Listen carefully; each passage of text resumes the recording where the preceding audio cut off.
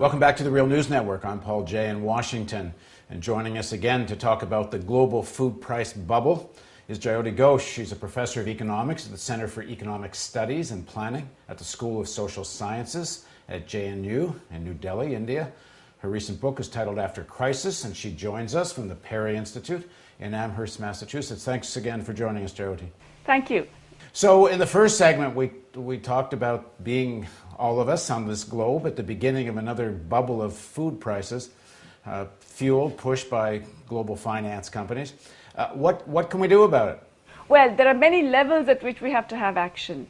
First, of course, as I said, because so much of this recent volatility is about global finance making hay while the rest of the world suffers, you have to control finance.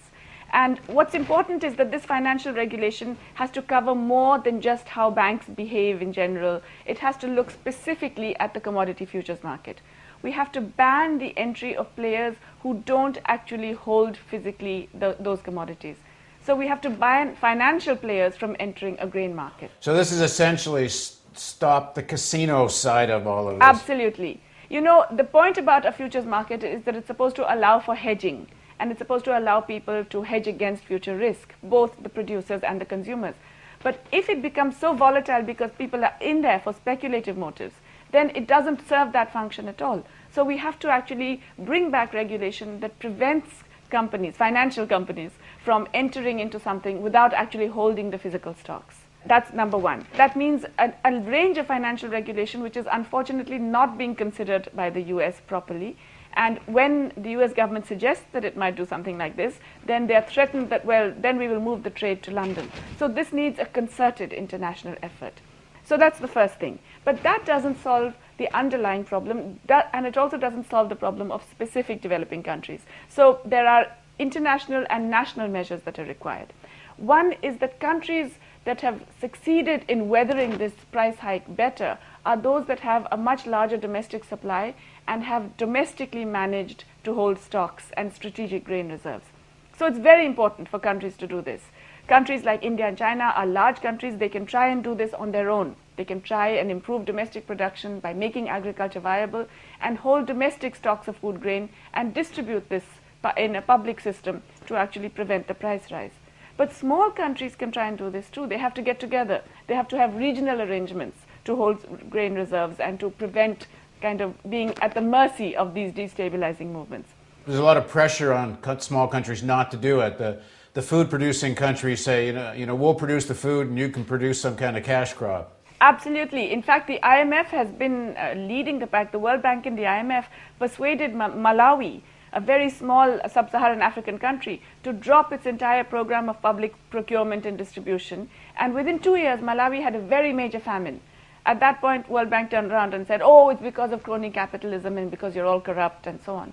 But if they had maintained their holding of public reserves, they would not have had this famine.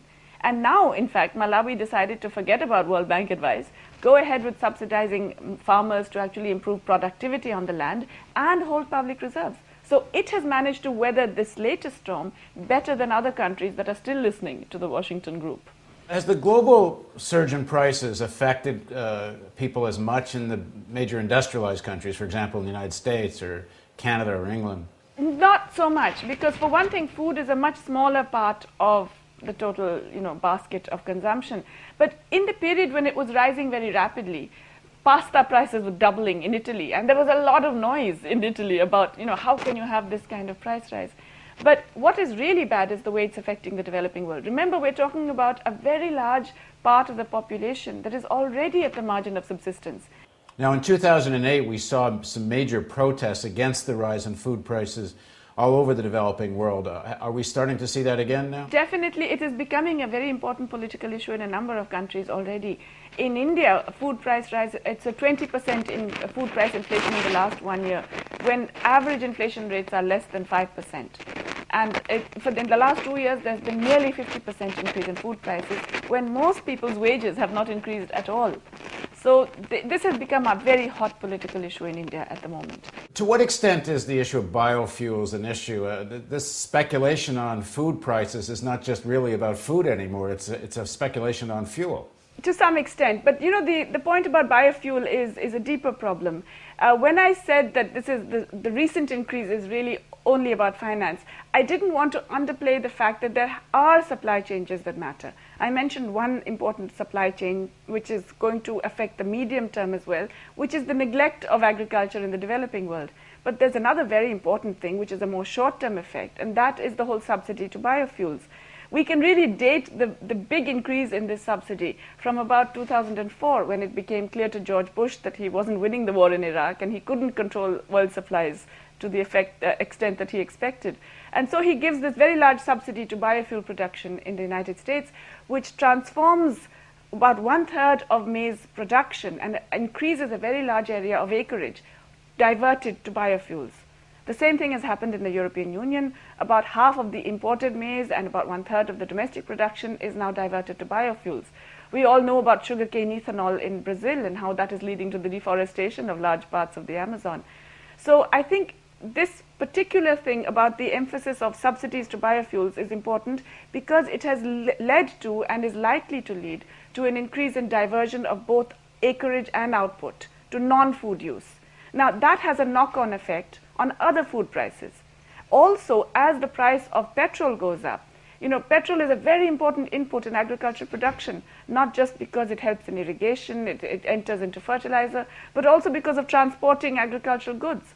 So the price of food is often intimately related to the price of petrol. It feeds in directly. So if you're an ordinary American or Canadian and you're not seeing any action at the government level, either on regulation or some of the other issues, what would you be demanding from politicians now? Well, I would be demanding a lot of action at the government level in terms of, first of all, encouraging agriculture to actually produce more food through various different kinds of incentives and subsidies, making agriculture viable, of course, in developing countries, but also in the developed countries where farmers do not get the benefit of most of the subsidies. Most subsidies go to agribusiness.